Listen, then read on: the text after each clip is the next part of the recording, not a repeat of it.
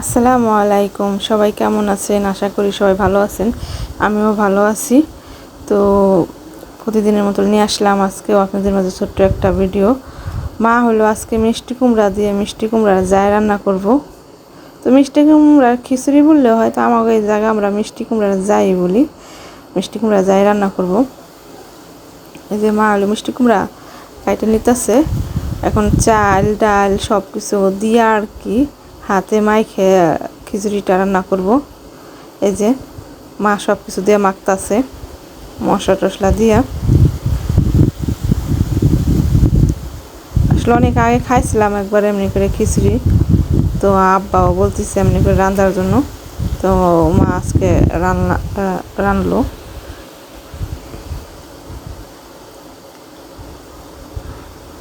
দেখতে থাকেন, সব কিছু হাত দিয়ে ভালো করে মিক্স করে নিতেছে।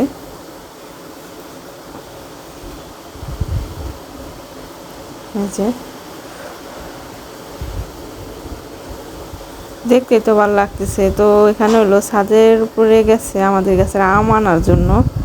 এই যে সবসময় নিচ থেকেই পারি, তো ছোট বোন গেছে আর কি ছাদের পাড়ে আম আনার জন্য।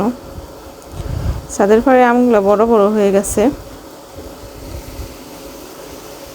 আচার বানানোর উপযুক্ত হয়ে গেছে। ইনশাআল্লাহ সামনে আচার বানাবো, একটা আচারের ভিডিও করব, আপনাদেরকে দেখাইবো।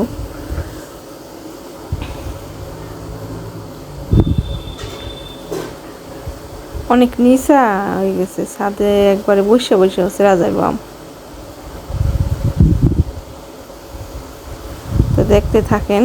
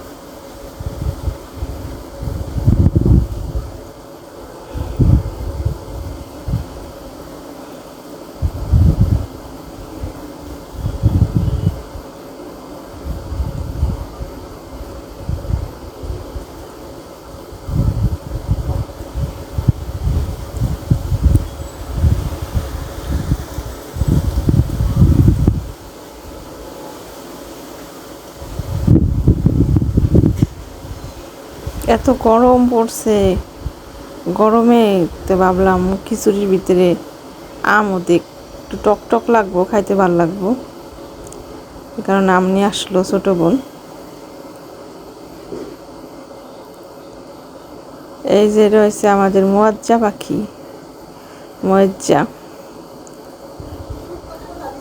আসলে একটু কিউট দেহের ডিমান্ড অনেক বেশি, একটু বেশি কিউট দেখে অনেক ডিমান্ড দেখায়, থাকতে চায় না। কিন্তু আমাকে বাড়ির সব টিবিলে আবার কোলে আসে, দৌড়তে দেয়, ও দৌড়তে দেয়।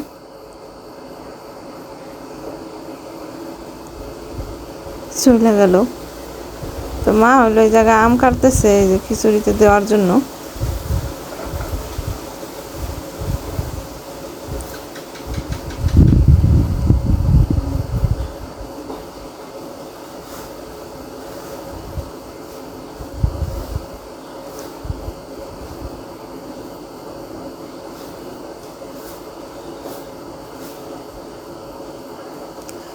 আব্বা হলো গাছ থেকে শসা কাটে নিয়ে আসছে।